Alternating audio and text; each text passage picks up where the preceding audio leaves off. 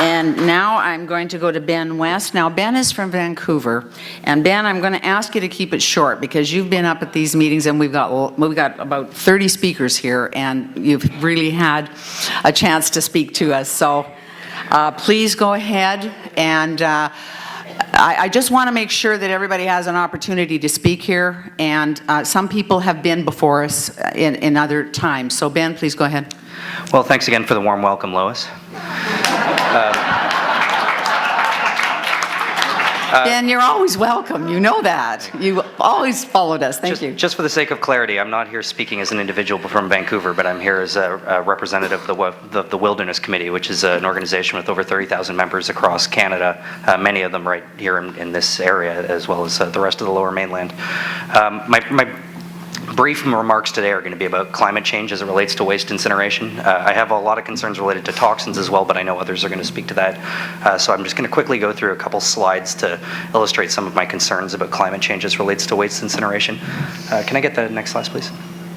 So the most climate-friendly approach to dealing with waste is to get the organics out of our landfills. When you're looking at a comparison between landfills and incineration, you're looking at methane that comes from organics breaking down in the landfill and comparing it to just the component of what's coming out of incinerators that comes from plastics being burned. The organic material isn't counted in the slides that were presented previously. So I believe the most climate-friendly approach is to look at composting. Next slide, please. The province of Nova Scotia, it should be mentioned, has actually banned organics in 1998, and it's been quite successful. I believe we could do the same.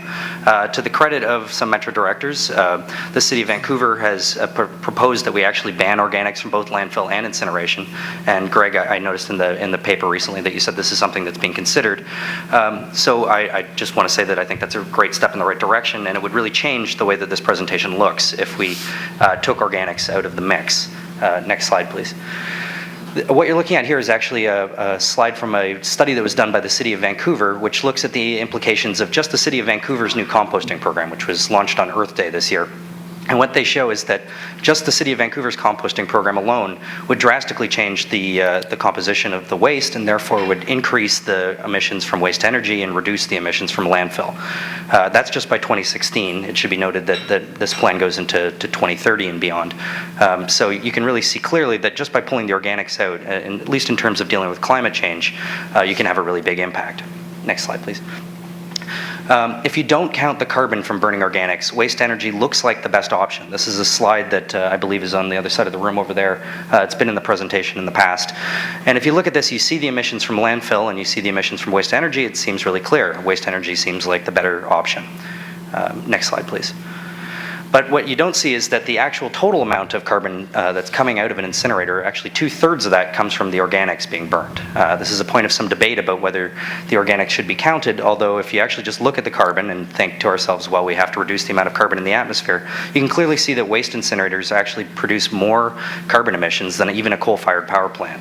And that's worth noting because here in British Columbia, we don't burn coal for energy. In fact, most of our energy comes from clean sources already. So this would actually represent a major step in the wrong direction in terms of action on climate change. Next slide, please.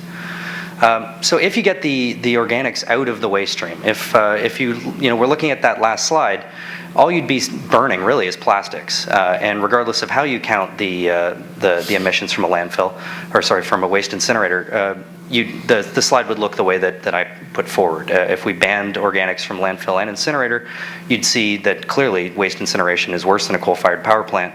And what I'm proposing is that basically plastics are not an energy solution. They're not a source of fuel. In fact, they're a lousy source of fuel. They're worse than coal. It's been said that the amount of plastic right now that's in our landfill is something like the equivalent to 1 to 1.5 million barrels of oil that is being left in the ground. And as we're dealing with climate change, the question I ask is, should we be burning another 1 million to 1.5 million barrels of oil in this region and calling that a step in the right direction? I don't think it is. I see these plastics as a design problem. Much of the plastic that's in our landfill could be recycled right now, and the stuff that can't be is a challenge that we need to deal with that isn't a source of energy. Next slide, please. Also, I think it's important to note, though, that for every barrel of garbage that makes its way to either a landfill or an incinerator, there's many, many barrels of oil that that went into the production of the material itself.